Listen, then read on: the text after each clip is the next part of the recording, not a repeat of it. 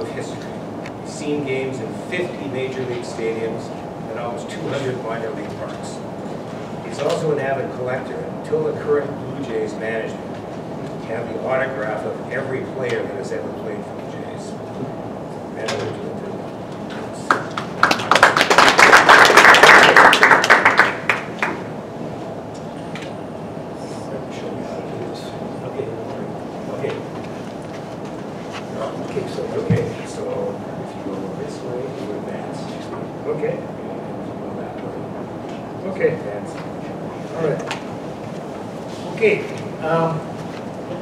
I won't be as open cuffed as he was because I can't do that. I have to read mine, okay?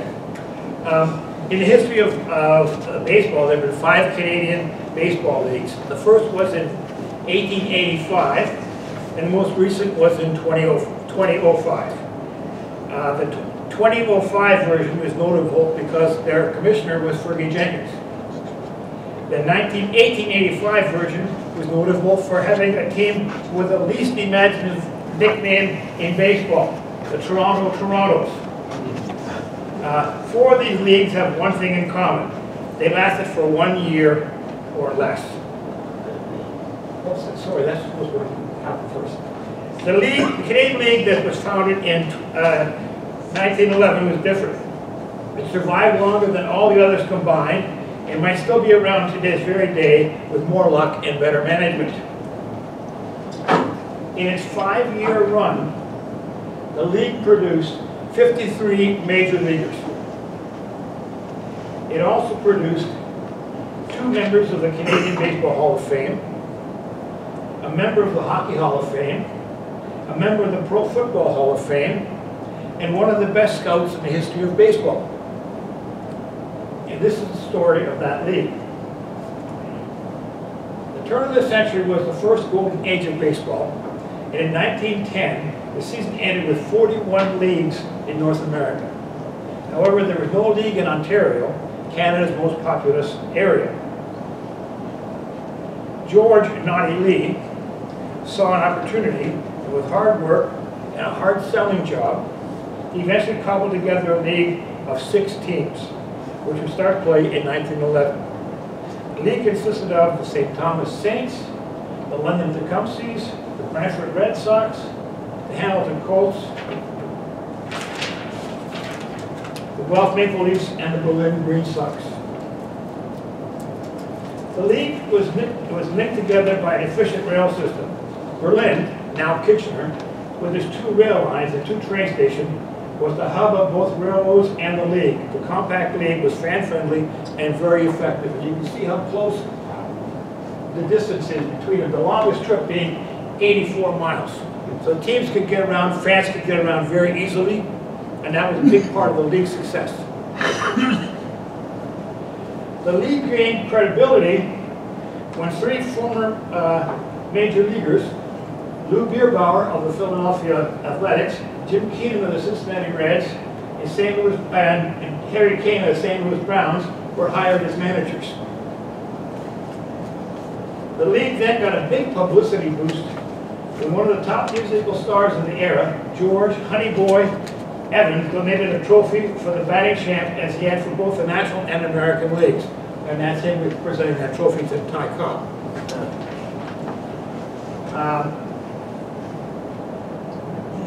The league's first game was on May 17, 1911 in Berlin, and it was a major event.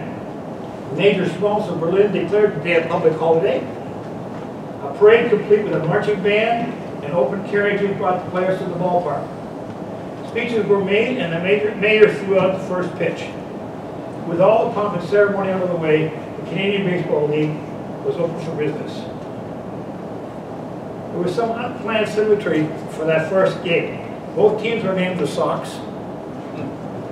Brantford's being red, Berlin's being green. The starting pitchers were both named Connolly. After 9 innings, the Red Sox and Brantford's Connolly were successful. Most importantly, the game was well played and well received by the fans. The league became a success almost immediately, both financially and artistically. 5 of the 6 teams made a turn a profit that first year, and the 6th, Brantford, broke even. Natural rivalries quickly developed between nearby cities, such as Guelph versus Berlin, St. Thomas versus London, and Brantford and Hamilton. However, the biggest rivalry was Berlin versus everyone else. The Berlin Green Sox were the class of the league, a team that others loved to hate. They were the New York Yankees of 1911. All the cities were close to each other, excursions for fans to rival cities became a popular event on Saturdays. The Berlin Booster Club traveled with the Green Sox and helped swell the large crowds that the team attracted. They came with food and drinks, creating a party atmosphere, what we would call tailgating today. The Dumart's sausages, by the way, for those who are old enough to remember, that's Woody Dumart's father. Woody Dumart was the one of the players on the Kraut line of the Boston Bruins. In the 1940s. Kuntz's Electro beer was provided by the grandfather of Bobby Kuntz, who was a running back for the Hamilton Tiger Cats and the Montreal and the Argonauts, I believe, as well. Yeah. And also, both of these guys went to St. John's, my alma mater. So that's kind of cool. When the league was established, owners created a system of sharing the revenue. 100% of the grandstand went to the home team. 50% of general admission tickets went to the visitors. This was enough to cover the expenses for the visiting team, so they could pay for their train tickets and lunch. Another odd feature of the league was that players were only paid for home games. Owners could make enough money on home games to play their players and make a profit, and broke even on away games to pay for the expenses. When the Berlin Green Sox came to town, other owners made more money. It was not the case in Berlin, because there was no other team that would draw big crowds.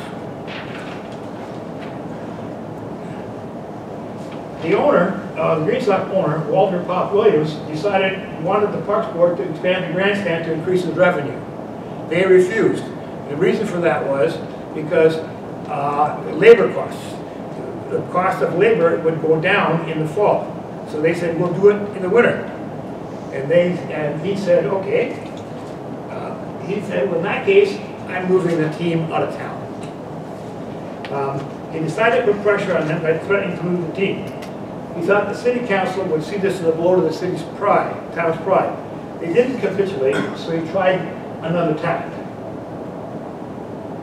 He convinced the league to change the schedule, making it unbalanced, taking home games away from Berlin, and the other owners agreed because they could make more money with more Berlin games, and Williams could share the larger take without having to pay his players. And he could still make money. As well, he was counting on the Booster Club to continue to play for the players' meals. This was a slap in the face for Berlin. Fans felt betrayed and stayed away from the team's remaining home games. The Booster Club ceased operations. Although the Green Sox won the pennant, there was no celebration in Berlin. Williams moved his team to Peterborough, where they became the Whitecaps. Ottawa was then granted a franchise to make travel more viable. But the Whitecaps did not have a decent field, and the only access to the ballpark was via a muddy path. Another team was needed to balance out the schedule. Williams realized he'd been rash in his move to Peterborough and quickly divested himself of that team. Then, using Rube Deneau as a front man, he was able to acquire an expansion team for Berlin, which he named the Busy Bees. Because there had been an unbalanced schedule in 1911, Ottawa pushed for and got an unbalanced one in 1912. 2/3 of all of their games were home games. Okay, on the day that schedule was released to the public, the Titanic hit an iceberg and sank. The baseball schedule got buried in the back pages of the newspapers, and no one noticed it until the season started. By that time, it was too late to do anything about it. And Ottawa, with its competitive advantage, became the dominant team in the league. The Senators made lots of money, while other teams were saddled with high traveling costs. Peterborough was a disaster from the start. Williams had created a team that was so poorly organized, it didn't even keep statistics. The Whitecaps finished dead last, 26 games out of first. The Berlin team was weak, and Berliners were tired of his motives. They were sick of him. Meanwhile, he continued his feud with the Parks Board and over the grandstand, and again threatened to move his team. 1912 was also the year that Berlin officially became a city, and many events were planned for Victoria Park. Then a diligent civil servant, which sounds like an oxymoron, noticed something. The land for the park was owned by the city and the Canadian National Railway.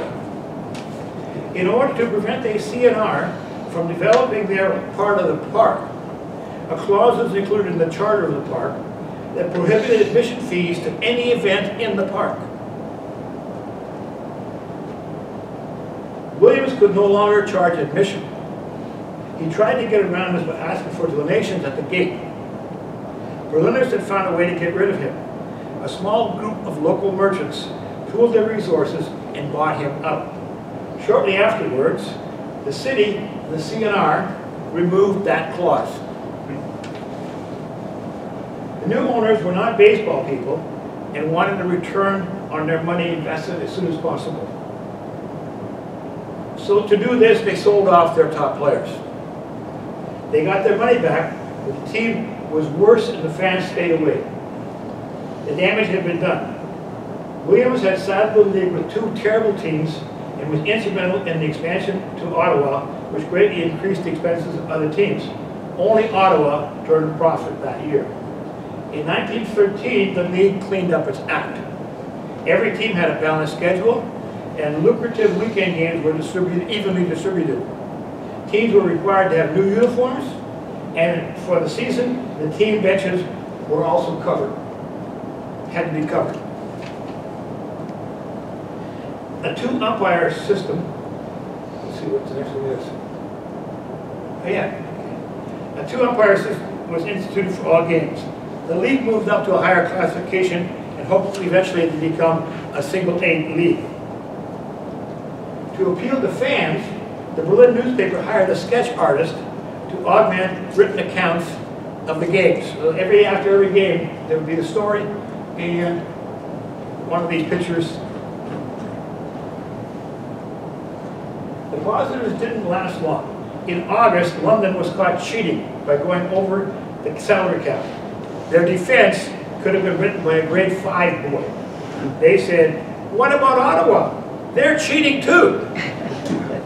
So not only was Ottawa payroll more than twice the cap, they had paid Fort Wayne $500 to draft a player from Berlin, release him immediately, and then sign him. So technically that was legal, but it violated the spirit of the thing. The Senators' defense was a little more imaginative.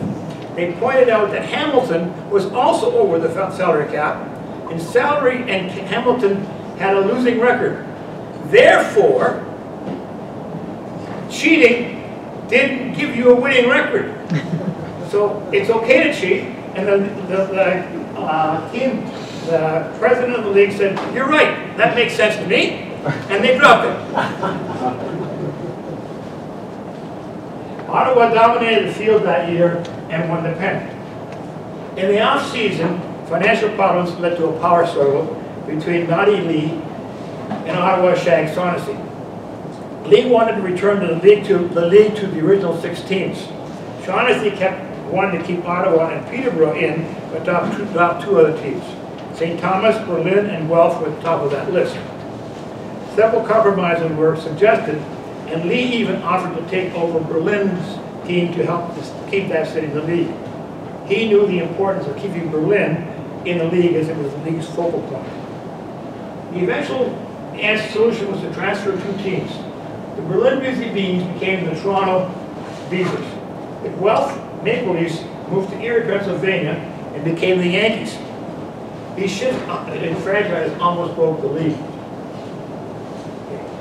That winter, a new league, the Western Ontario Baseball League, or Wobbly League, was formed in competition with the Canadian League.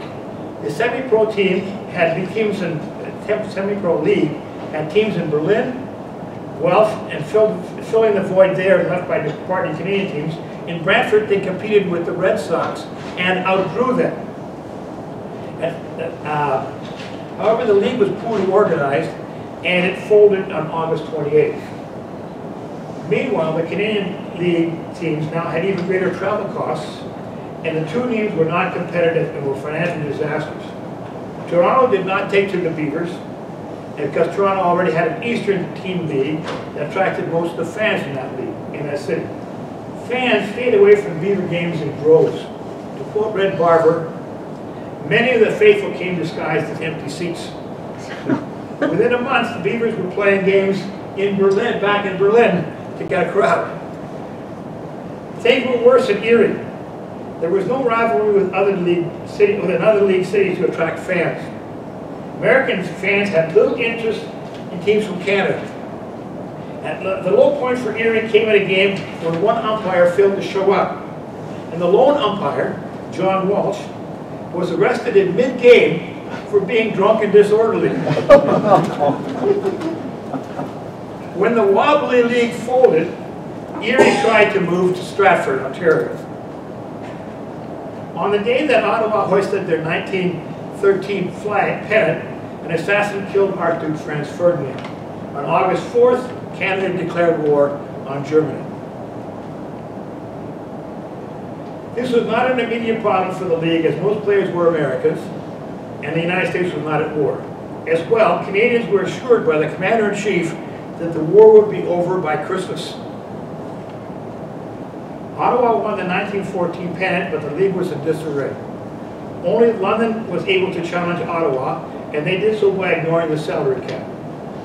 Other teams could not afford this and were unable to compete. St. Thomas finished last by 35 games. The next season, Brantford finished last by 36 games. This is no longer a competitive league. The decision was made to contract the league back down to 6 teams. Plan A was to get rid of Ottawa, Toronto, Peterborough, and Erie. Bring back Berlin and Guelph. Plan B was to get rid of Peterborough, Erie, and Toronto and bring back Guelph. Plan A was the better of the two plans, but Ottawa held the day, and the team Ottawa stayed in the league, and so therefore they went with Plan B. They wanted Berlin back in the league, but there was a crisis in Berlin.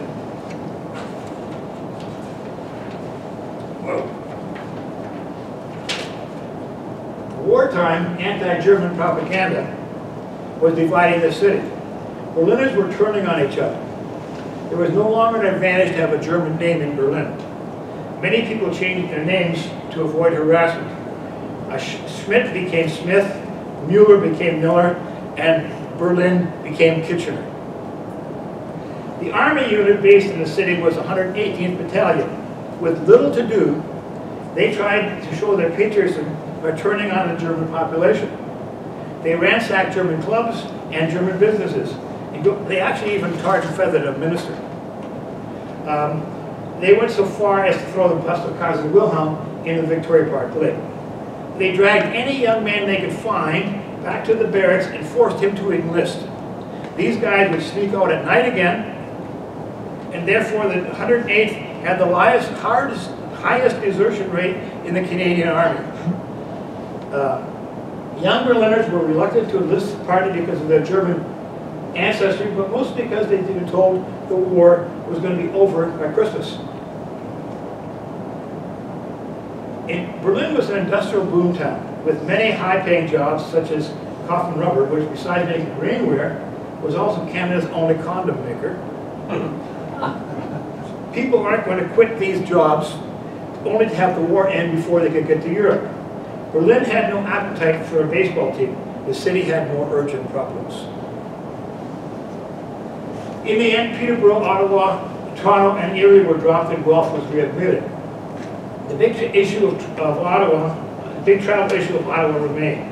As well, the senators insisted upon and were granted another unbalanced schedule for 1915. Again, they won the pennant, but the Canadian League had gone from being front page news to being simple scores in the back of the newspaper. That's big.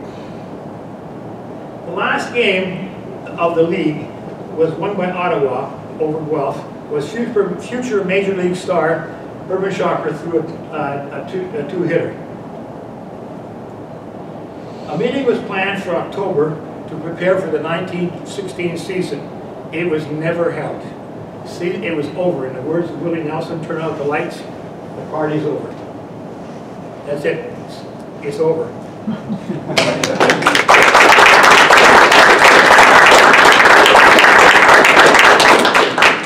There's more stuff in the book. Any questions? Yes? So there were no Sunday games in that area? Yes, but that's one of the reasons why Ottawa was given extra to home games. Because they played, they go to Hull and play their games in Hull. So they played in Lansdowne Park, and so teams would come in, take the train into Ottawa, play a doubleheader on Saturday, then play a doubleheader on Sunday in Hull, and then go back home. So that's how that's part of the reason why Ottawa was given more home games, but it was really unfair. And Ottawa had made tons and tons. And actually, Ottawa made more money on opening day than some of the teams made all year long.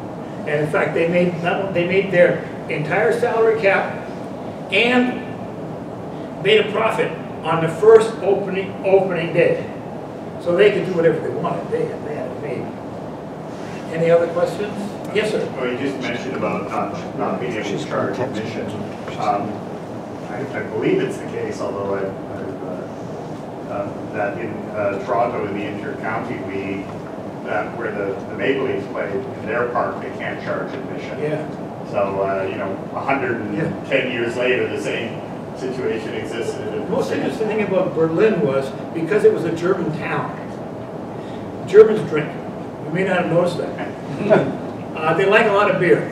And so, although it was not legal, the ballpark was probably one of the first parks in Canada that would have illegal beer concessions, in the sense that some guy would bring a keg and tap it, and people would drink from it. But in Toronto, you weren't able to drink Well, beer yeah, until... was charged with... Well, he was in Erie, that's different. If you lived in Erie, you'd be drunk too.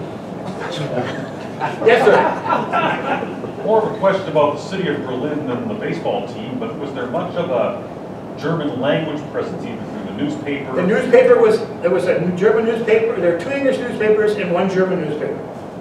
And a lot of transactions were done in German. Incredible German.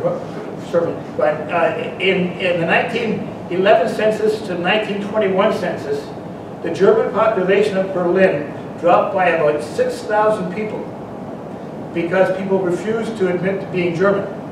I mean, I have friends whose names have become, who say, oh yeah, my grandfather was German. They say, well, how can you have your name be German when your name doesn't sound German? Well, we changed our name. So, because it was a very, very bad time for Kitchener at that time, or Berlin at that time. They, like I said, they ripped down the statue of the Kaiser, and they would actually go into, that's how the minister got in trouble. The Lutheran minister was doing a sermon in German, and they came into him and got him for making a German sermon. And they didn't tar and feather him. They covered him with oil and crap and threw feathers at him, and ran him down the main street. Eventually, the 118th was transferred to London. A new unit came in. Once we realized that the war was going to be a little longer than Christmas, Germany had Berlin had a really good recruitment record. But that first year, people were saying, why the heck would I quit my job? I can making condoms for crying out loud. It's go wrong here. Living the dream. I mean, I'm making lots of money here. Some of the soldiers. You know, Were there German players on the baseball team? they came, no, there were none. There were none. They're all Americans? Almost all, there were about 2 or 3 Canadians. One of the top players for the Berlin team was a guy named Midge. I can't think of his last name, but he was called Midge because he was short. It's short for midget. And he was from Hanover, Hanover, Ontario. But he was the only Canadian. Oh yeah, there was another one. The one Ruth Deneau was from Windsor. The rest of them were all American boys who came out. And there was an interesting, talking about race relations. One of the stars of the team was an Indian, a Native Canadian. He retired after the 1911 season to become a policeman in Reading, Pennsylvania. And his career ended when he was attacked and beaten up by 4 men in a racially charged incident because they said there's no way we're going to be arrested by a Native Indian. The irony of it is that the 4 men who did the beating up were black, which is really strange racism if you want to get down to it. Yes? Well, you mentioned the damage that Ottawa had. They had another one, at least late. I can't remember the exact details, but Shaughnessy was running the Ottawa team. And at the same time, he was the manager of the Fort Wayne team, I think, in another league. Yeah. And whenever Ottawa needed a player, he would simply transfer one of the Fort Wayne players to this Ottawa franchise so he kept plugging holes that way. See, now Shaughnessy, Williams and Shaughnessy, in my opinion, I really screwed up that league because Williams was in it just for the money. By the way, he also owned in Kitchener. He owned a theater, which then became, when I was a teenager, became a men's beverage room. And then after I was a teenager, which, by the way, the beverage room did not check age, which was a nice thing. But then it became a strip club, and now it's a flower shop. But Shaughnessy was a guy, when he became president of the International League, and he basically tried to make whatever he was running be very good. So he's running the Ottawa Senators, he made them very good. But then when he got moved to become the chairman of the league, or president of the league, he decided to make the whole league good. When he was in Ottawa, he didn't care about the league, he just cared about Ottawa. Someone else had a question?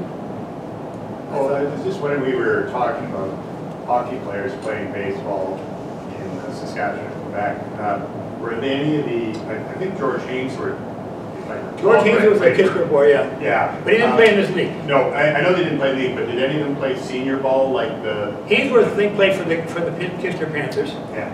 And there was a Ruth Deneau, Delors Chaput was a Minnesota boy. Oh, okay. And he played for the Green Sox, and then he ended up also playing hockey. He played hockey as well, and he was a 2-sport guy. But what he did, and also the guy from St. Thomas was also a 2-sport guy, hockey and baseball. But Delors Chaput, when World War I ended, the American government hired him to teach baseball to French people. And the other guy he hired was Johnny Evers, the second baseman of the Chicago Cubs. So those 2 guys their job was to teach French people how to play baseball. Evers because he was a good ball player, and Delors Chaput because he knew how to speak French. I don't think they taught very well. No, they don't. They didn't either. Anyway, any other questions? Okay, that's it. Great, thank you.